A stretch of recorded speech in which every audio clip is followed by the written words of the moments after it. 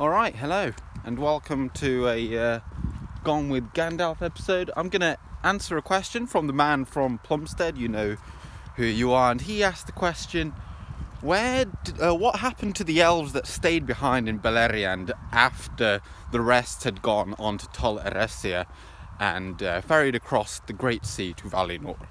Well, of course, I'm predominantly speaking about the Sindar, or the Grey Elves, and they're the ones that would be in Beleriand.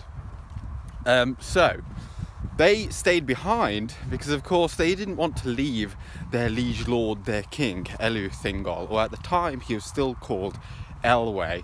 And there was a great rift then between the Teleri. That was the greatest clan of the elves, and they were the last ones then to be ferried across, because of course his brother was Elway, and Elway would go to Aman and form the Falmari.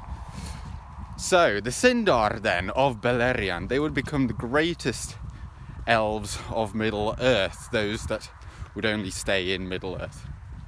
And their king would then be found, and in their own tongue they would call him Elway, or just Thingol. And his main realm was in the realm of Doriath.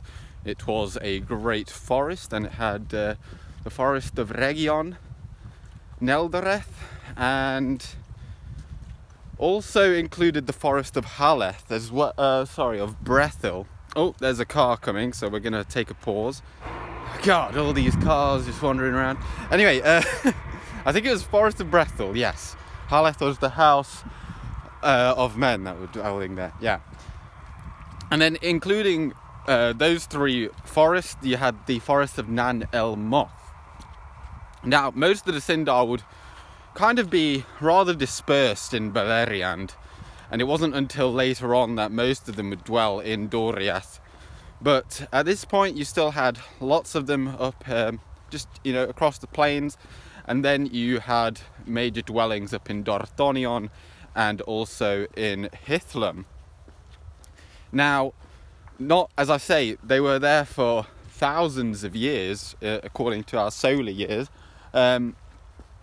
and nothing really happened, because at this time you still had Morgoth. He was in Valinor because he had been chained up, and he was essentially in prison there and serving penance.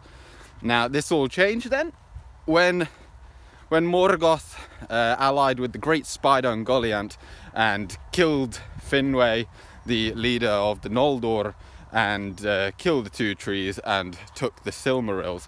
This, of course, is then why you had the rebellion of the Noldor, and the Noldor would come over to Middle-earth. But before this happened, Morgoth obviously beat them to Middle-earth, and he already attacked the forces in Beleriand. And this was the first battle in Beleriand where you had... I had to put the phone down because I got attacked by a small dog. But where was I? Yes, so when just before the Noldor came, Morgoth was already around, and he had in his mind he was going to take all of Middle-earth for his own. And the first action then was to attack the elves of Beleriand, and at this point, as I already said, they were quite spread out, and they got pretty badly beaten, and this is why they then would dwell in their forest rather than just spread out everywhere. And yes, then of course the Noldor did arrive, and they thought, oh, they are our saviours, but of course they were very wrong, and not only was that incorrect and they had come for their own gain, but they had even slain some of their kin, those of the Falmari, to steal their boats. So this is quite a hot take. I hope this somewhat answered your question, and thanks for tuning in, and I'm going with Gandalf. Good day.